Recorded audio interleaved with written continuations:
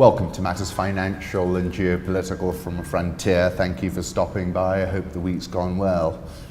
It's hot again here, real hot, but then I was seeing the weather in the UK is hot as well. History tells us that wars are full of miscalculation. This is Pakistan's Prime Minister Imran Khan urges talks with India to calm the situation. He's really handled his brief with some panache and finesse. According to CNN News 18, Indian Prime Minister Modi has reportedly given the Indian military a free hand regarding the situation with Pakistan following a high-level security meeting yesterday. There don't seem to have been any incidents in the last 24 hours, as far as I can see. Badra Punchline, MK Badra Kumar, says the thing about climbing the escalation ladder is that it is somewhat like the initial exhilarating sense of grandeur in riding a tiger. Better sense should prevail, Imran Khan. We should sit down and talk. This is unprecedented territory. We haven't had tit-for-tat strikes between India and Pakistan since the 1971 war. We don't know what will come from this, but it seems like Pakistan has given a response and there have been casualties, captures, deaths. They will not allow things to go out of control because both countries are facing tremendous pressure from global powers, including China and the US. There will be a controlled and managed escalation. I don't know how you control and manage escalation. And then Bruno Makaish says, yes, Pakistan violated Indian airspace, but the Indian airplane was shot down over Pakistan-controlled territory, which seems a blunder from Indian mission planners. This is a photograph of the electric fence along the line of control created in 1947 between India and Pakistan and can be seen at night, AFP.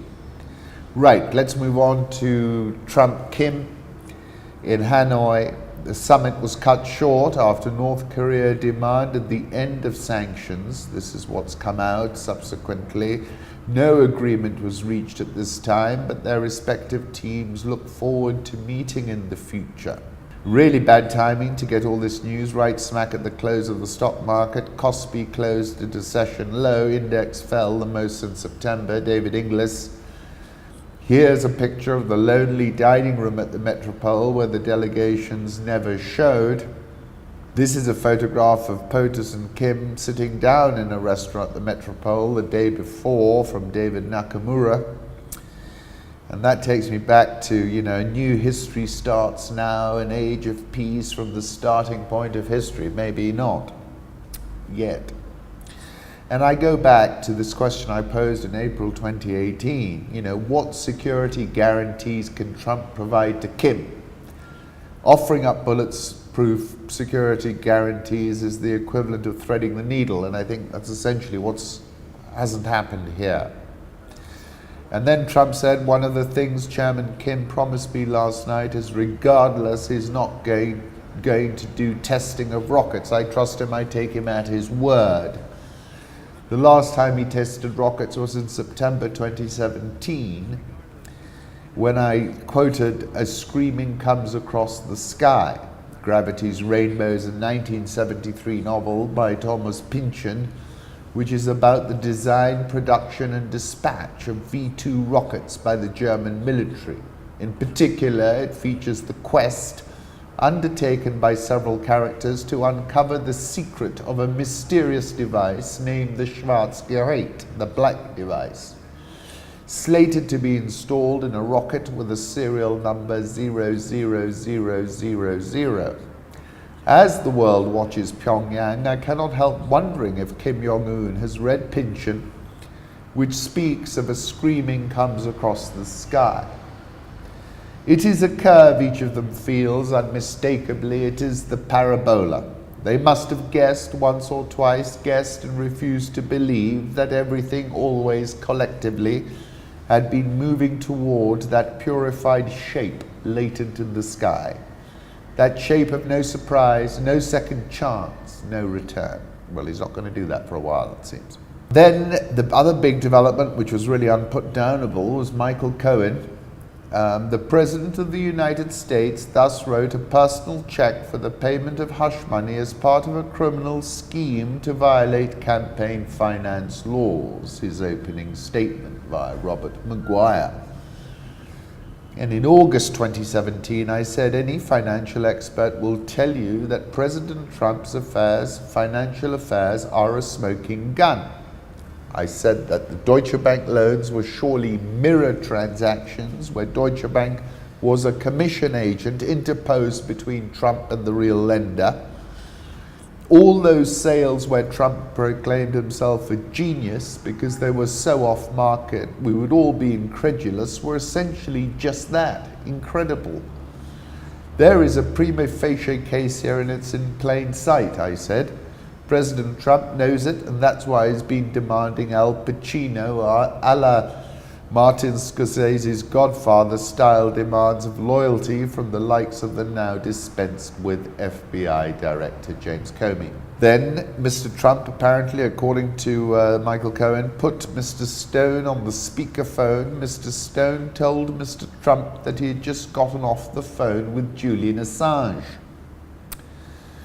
And I take you back to something I was writing in December 2016 when I said, from feeding the hothouse conspiracy frenzy online, a constant state of destabilized perception.